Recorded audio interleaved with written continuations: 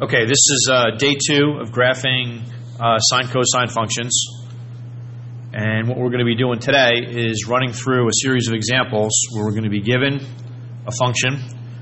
We're going to identify its key features: domain, range, period, amplitude, phase shift, vertical shift, and then we're going to sketch the graph. All right. The domain and range for all the basic trig sine-cosine functions that we're going to be doing right now at this part of the course are going to have a domain of all real numbers. The way you express all real numbers in interval notation, which is what we're primarily going to be using, it's lower bound, upper bound. So all real numbers means it goes forever in a negative direction, forever in a positive direction, and these indicate inclusive or uninclusive. The infinities always get uninclusive. There is no end to infinity. My personal preference in terms of how to attack these functions, I like to start with first working on what do I need to know to scale my x-axis. Okay, what I need to know to scale my x-axis is the period and a phase shift. Okay, the base period for sine and cosine is 2 pi. If it has a b term, which in this case is 1/3, you divide by that b term. So the period of this graph is 6 pi. The other thing I want to know, does it have a phase shift?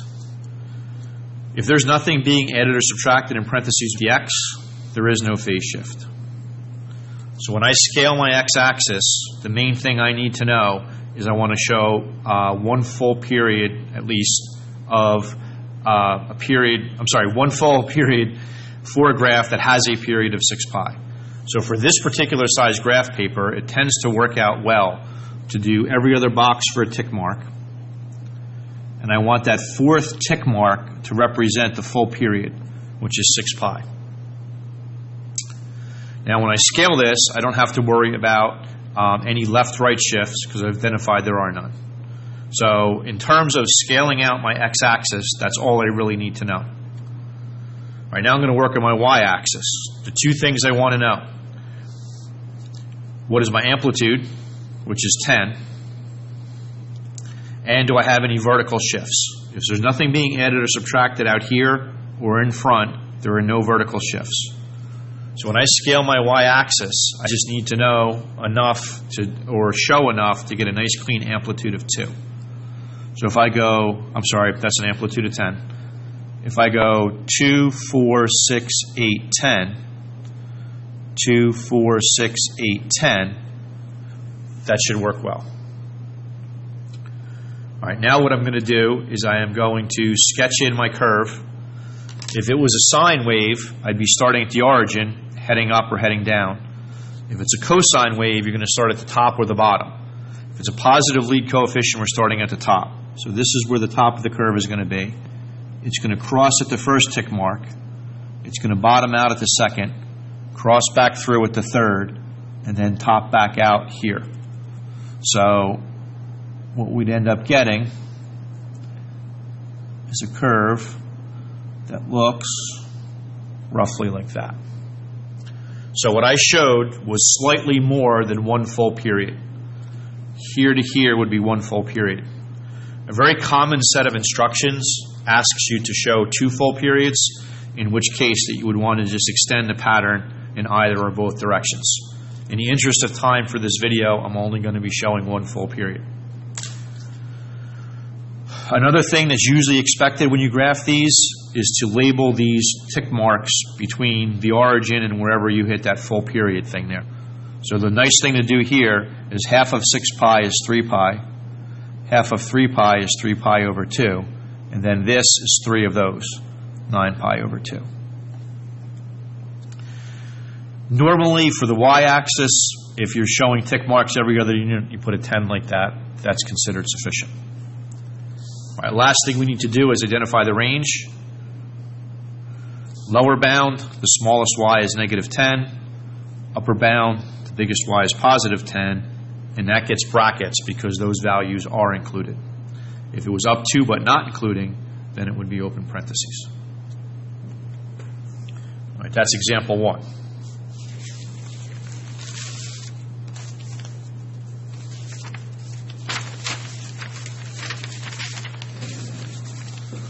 All right, example 2.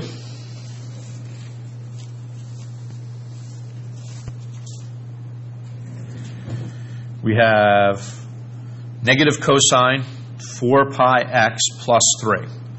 Same set of instructions. We're going to identify the key features. We're going to sketch a graph. The domain for all of our sine and cosine functions at this stage of the game are going to be all real numbers. I like to begin by concentrating on the x-axis. The two things I need to know: what's my base period? What is the period?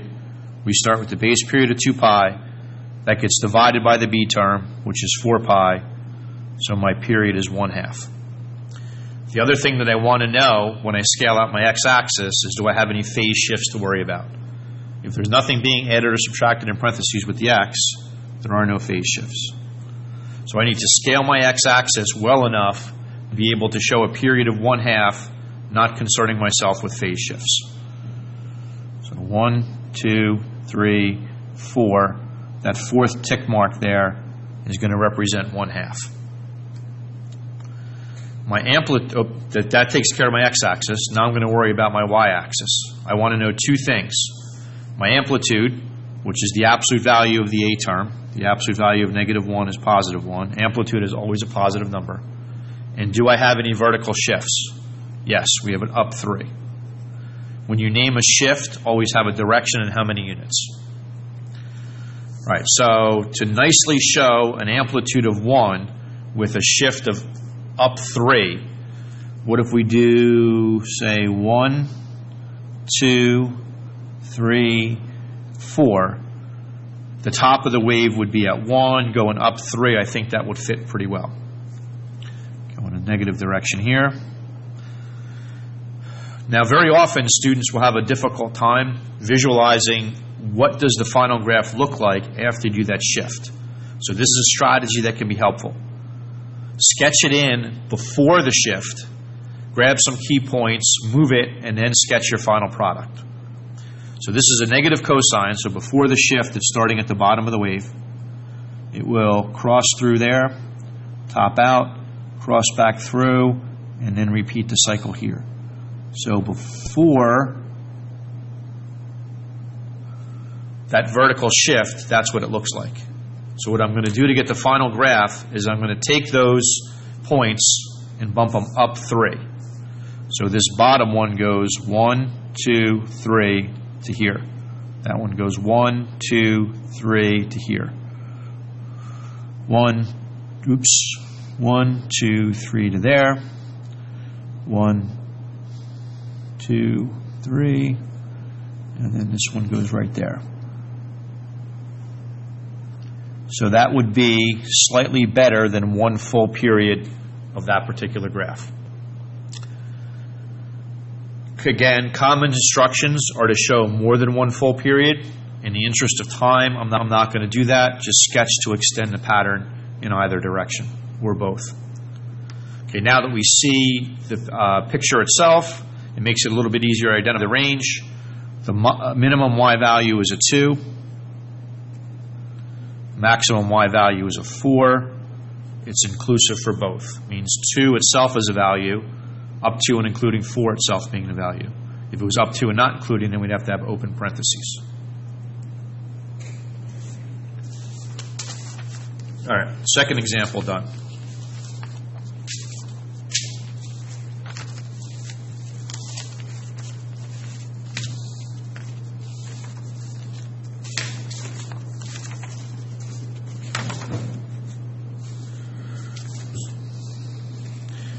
All right, number 3, our function is pi sine of x minus pi over 4. Oops, sorry, didn't see that. That's our function. The domain for right now, for sine and cosine, all real numbers. Now, some of you may be thinking, well, if it's always all real numbers, why are we identifying it? Well, it turns out of the 6 trig functions we're going to be graphing, sine, cosine, tangent, cotangent, secant, cosecant, sine and cosine are the only 2 that have domain of all real numbers. So once all 6 trig functions are mixed on the same page at the same time, it's not always going to be all real numbers. It just happens to be for today. All right, the first thing I want to concentrate on is I want to scale my x-axis. The 2 things I want to know: what's my period? The coefficient of the x term, or the b term, is 2 pi. is 1 rather. So 2 pi divided by 1 is just 2 pi. So the period of 2 pi, which is a base period, just stays 2 pi. The other thing I want to know, the phase shift. It's going to be in the opposite direction of that SIGN, that many units. So the phase shift, which is the trig version of a horizontal shift, is pi over 4 to the right. And any shift, again, you always say how many and in which direction. Now, this is a pure shift, so to speak, because the coefficient of x is 1. If that coefficient was something other than 1, then we'd have to do the dividing thing, and we're going to get to that in the next couple of examples. So when I scale out my x-axis, I need to nicely show a period of 2 pi and be able to clearly show a shift of pi over 4 to the right. So I'm going to test to see if the every other tick mark seems to be good. So that would be 2 pi, pi, pi over 2.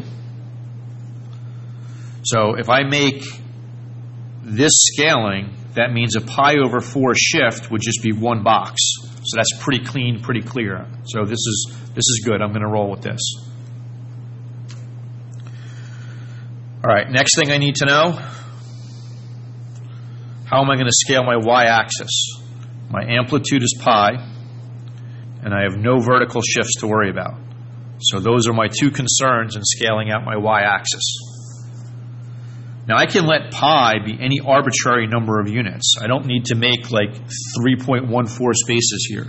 So I'm just going to choose, say, that to be positive pi and that to be negative pi. You want to pick a y scaling so we can nicely see the top and bottom. We don't want a graph that's a little tiny squiggle in here. We don't want a graph that shoots off the space that we're given. So pick something reasonable where you can see the top and bottom of the graph pretty clearly. All right, I'm going to use a similar strategy with this one that I did with the other problem that was a shift. I'm going to sketch this in before the shift and then drag my key points pi over 4 to the right. So before the shift, sine starts at the origin. With a positive lead coefficient, it's going to head up. And then we're going to hit our key points like this. So before the shift, it looks roughly like that. I'm going to take those key points and drag them pi over 4 to the right. So pi over 4, as I scale this, is 1 box. So that comes here, that goes there, that goes there, that goes there, that goes there.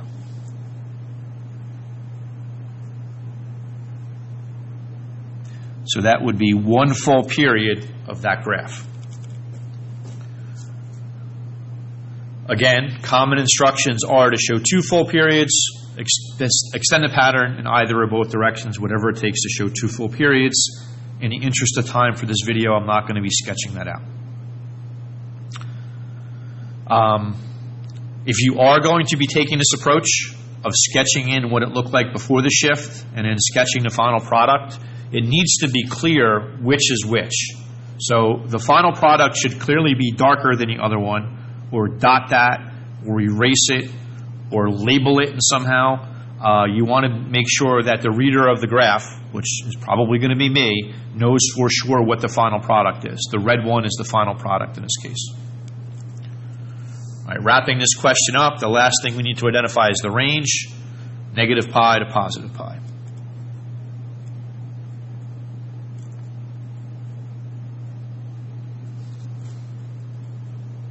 And those are inclusive, so they get the closed brackets as opposed to the open parentheses. All right, number 3 done. Okay, on to number 4. Got 4 cosine 2x plus pi over 4. Domain for all of our sine and cosine functions are going to be negative, or is going to be negative infinity to positive infinity. For now, we might do some variations later that cause it to be different, but these are still considered to be basic graphs at this point. Domain will be all real numbers. So I'm going to concentrate on the scaling of my x-axis. I need to know my period. The base period of 2 pi gets divided by the b term, which is 2. So the period of this graph is pi. Okay, the other thing I need to know, what is my phase shift, also known as the horizontal shift? We have one because something is being added and subtracted in parentheses with x. If that was 1, it would be a pure shift of pi over 4 to the left. If there's a b term there, something other than 1, when it's in this algebraic structure, then we have to go pi over 4 divided by the 2. Pi over 4 times a half, pi over 2, and we have to indicate a direction to the left. All right, so when I scale my x-axis, I need to be able to nicely show a period of pi and a pi over 2 shift to the left. So I'm going to stick to the every other tick mark just to see how that plays out.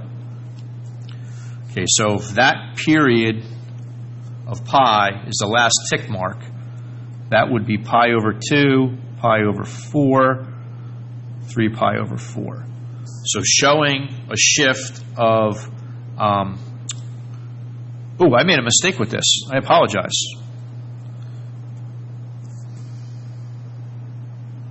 That's pi over 8 left, not pi over 2. My error. So showing a shift of pi over 8 to the left would be 1 block, because halfway between 0 and pi over 4 would be pi over 8. So again, this should work out pretty clean. Sometimes what you need to do is stretch this out a little bit, or maybe condense it a little bit in order to nicely show the shift. You always want to plan that out before you actually start drawing the curve. So this looks like it'll work pretty well. Okay, now my y-axis, the two things I want to know, my amplitude, absolute value of the coefficient, vertical shift, none.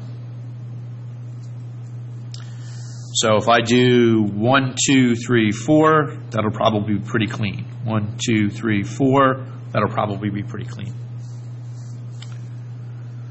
All right, now sketching it in. Cosine starts at the top of the wave, and it's going to be heading down. Well, top of the wave as long as that's positive. If that was negative, we'd be starting at the bottom of the wave. So before that shift, it's going to be here, here, here, here, and here.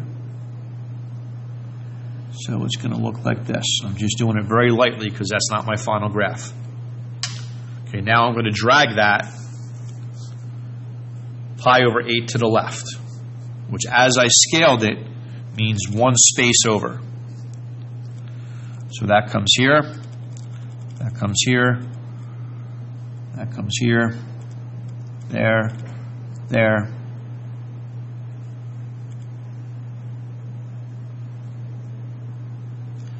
So it would look like that. All right, a little detail that sometimes gets overlooked when students are graphing cosines. Don't draw that arrow going up. That graph never goes above a positive 4. So whenever you're stopping, like in this general neighborhood, at a min or a max, show it turning the other way. If you don't show it turning the other way, if you show it going up, that's wrong. You're going to get points taken off for that. Actually, with this one, let's do the expanding it out a little bit further.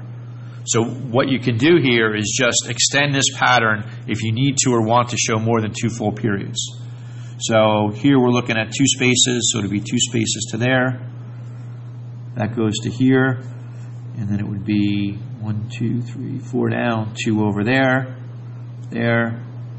So extending it out a little bit further, that gets you a little bit more of the graph. And if you want to, you can go in this direction as well.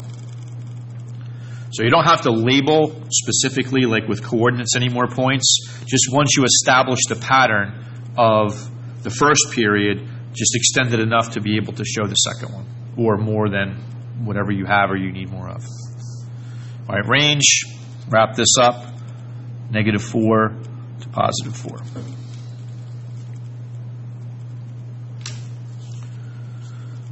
All right. Last problem here. What I want to do is do a little quick comparison to previous problems. All right, so when you have phase shifts, if the B term is 1, it doesn't matter which of these two algebraic expressions or structures you're in here. That's a pure shift. So this was a shift of pi over 4 to the right. We don't have to consider anything else. If your B term is something other than 1, which is what happens in numbers 4 and 5, if the B term is already factored out like this was, that's a pure shift 1 to the right. If your B term is not factored out, like this one here, that's when you have to do that term divided by this term. And that just comes down to, that is what it is. It's an algebraic structure you have to memorize and make sure you follow through and use the correct procedure. Okay, that being said, finishing up with the rest of number 5. Nope, need a blank graph. Hang on a second. Here we go. So, identifying the key features here. The base period of 2 pi gets divided by the B term, which is pi over 2. 2 pi times 2 over pi is a base period of 4. As I just mentioned in the previous comparison, we know that the phase shift is 1 to the right.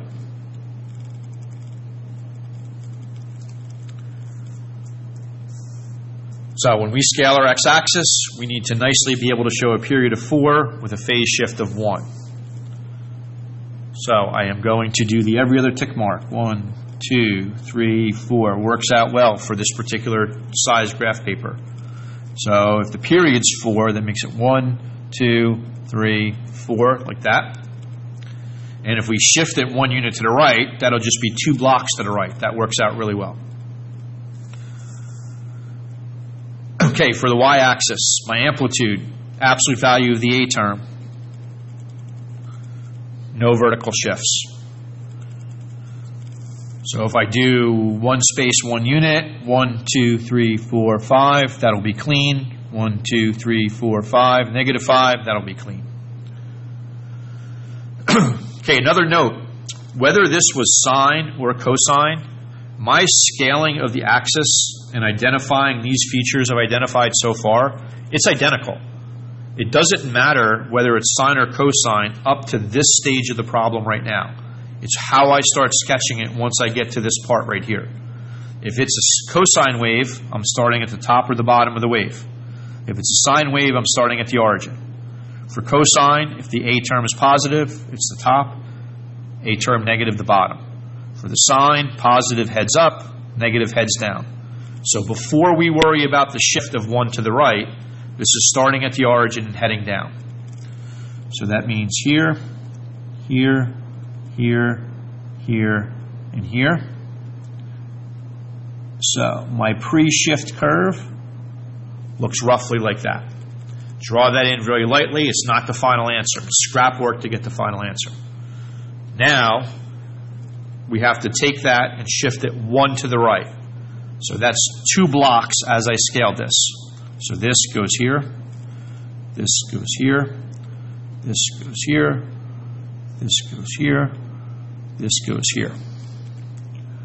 So this darkened red curve is my final answer.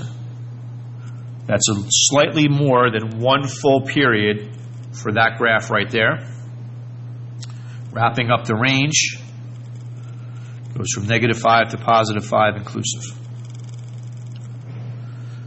All right, last thing that I will do here, let's extend this out just with the pattern so you can see that one more time. So if we go down to the 5 and then over 2 spaces and then there, that will extend the pattern this way. If we do the same thing in this direction, that puts it to there and there, like that. And let's see, there to there is 1 full period, there to there, so that's slightly more than 2 full periods, which usually is the typical instructions that you're given. Sometimes 1 period is good enough, sometimes they specify 2. Whatever the instructions are, just make sure you expand it out enough to meet those parameters that they're asking you about.